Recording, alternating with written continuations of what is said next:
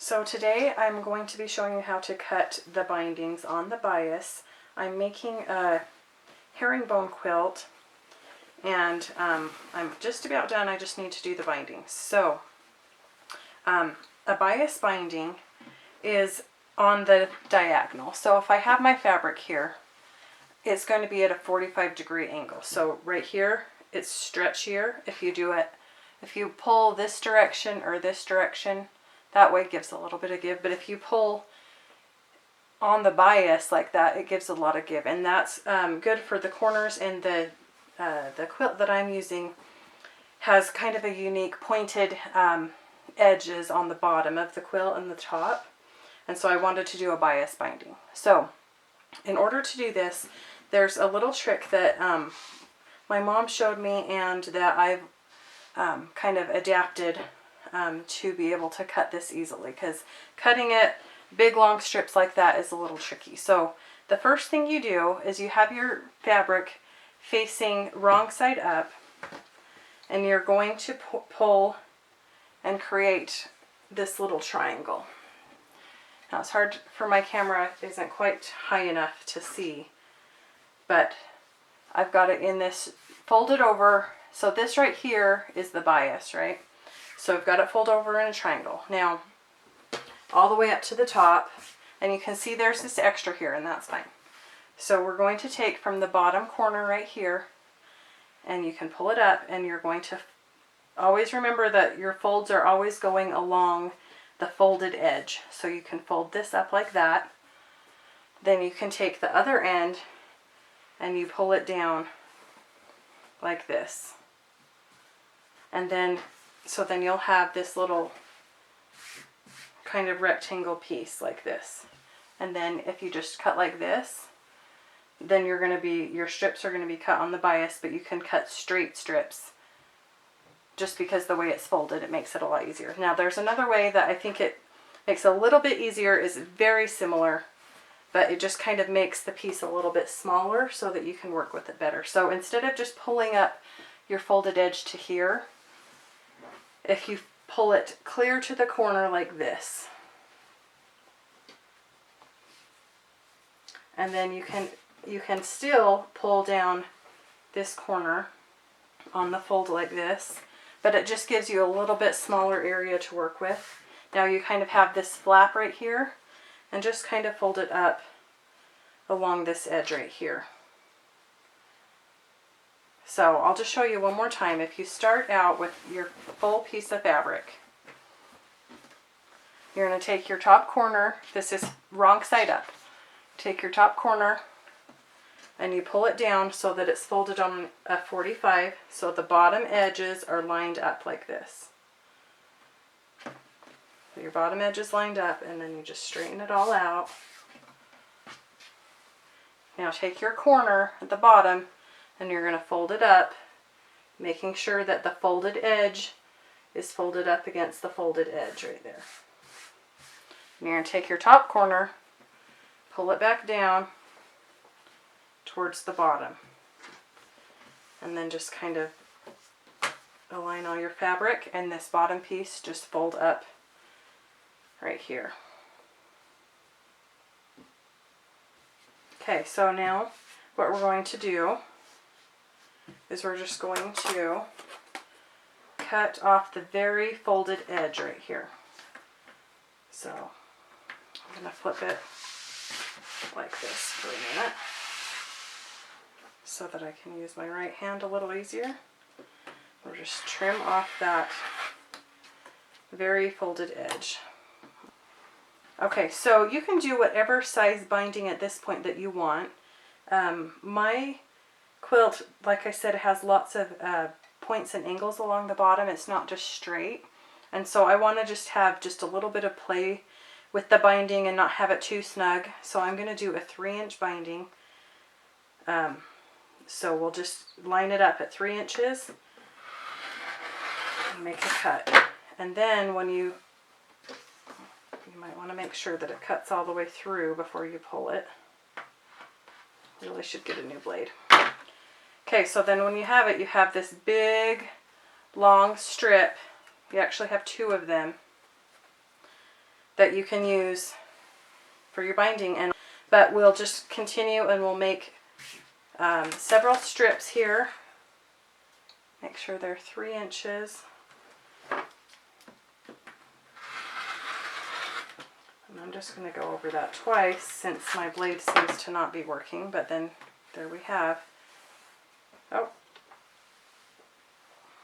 2 binding pieces like that.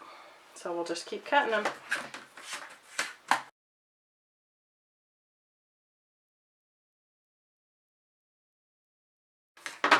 Okay, so I'm going to stop right here. If I need to, I can come back and cut more, but it's just not going to be very long pieces with what's left. So next what we're going to do is we're going to sew them all together. So to begin with, I'm just going to line up several strips together. And we're just going to trim off these edges. So I'm putting some right side up, some right side down, just so that all the angle is pointing the same way for this little cut here I'm going to do. So I'm just going to trim this, I'm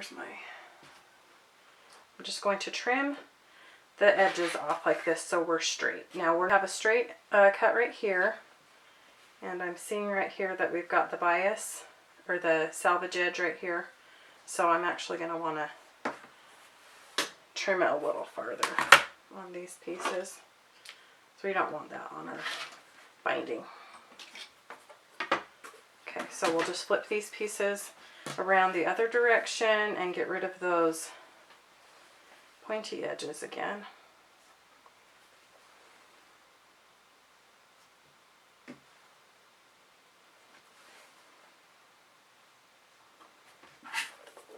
Just cut a straight little line. Like that. Okay, so next we're going to get all of these pieces sewn into one big long strip. So you'll take one of your pieces and you'll put it right side up. Then you take another piece and you're going to put it right side down, and you're going to do it perpendicular to it. So you're going to take it and place it so it just makes, like, the overlapping pieces create this little square. Now next what I'm going to do, and you don't have to do this if you're good at eyeballing sewing, but it's kind of helpful to have a line to sew on, especially since I'm doing kind of a wider bias. But I'm just going to draw from corner to corner. So the corner of the top fabric to the corner of where the underneath fabric is. And this is the line that I'm going to sew on. We'll just take it over to the sewing machine and sew right along that little line right there. Now, you'll see when you pull it open like this, it makes one big long piece. So once you've got that little line sewn, you can just trim like 1/4 inch that little excess stuff, and then you have your long piece like this. And we'll go ahead later and we'll press the seams to one side, but we'll just finish sewing these pieces together.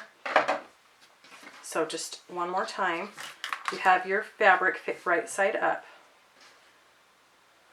horizontally, and then you take your next piece and put it vertically with the right side down, just like that. And then we will take our little ruler and just draw a little line from corner to corner, and then we'll just sew right along there.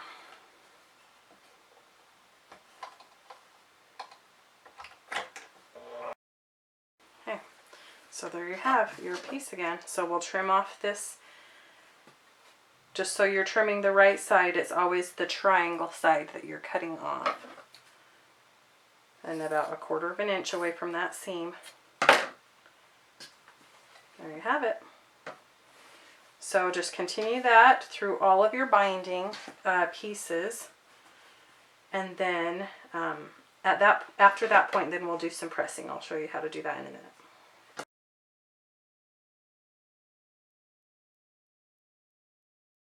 All right, so I have my big long binding strip, and I still have more to add, but just for the sake of the video, I'll show you how to iron it at this point before it gets too long and tedious.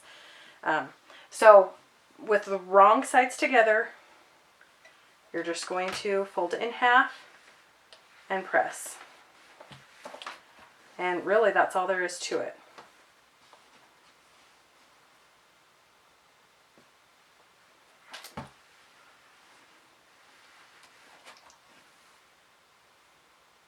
So when you get to this little seam, just make sure that it's kind of laying flat under there, just so it's not super bulky or twisted, and just press it down. And you'll just do that all the way down your full length of your strips.